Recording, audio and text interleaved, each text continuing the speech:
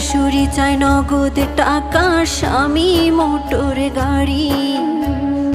নিত্যদিনের যৌতুক জ্বালা সইতে নাহি পারি।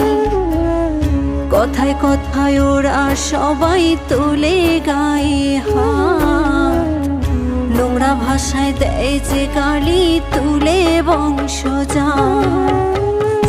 একদিন ঠিকই শুনবা বাবা তোমার মেয়ে নাই, যৌতুক নামের মরণে ব্যাধি হবে সেদিন দায়।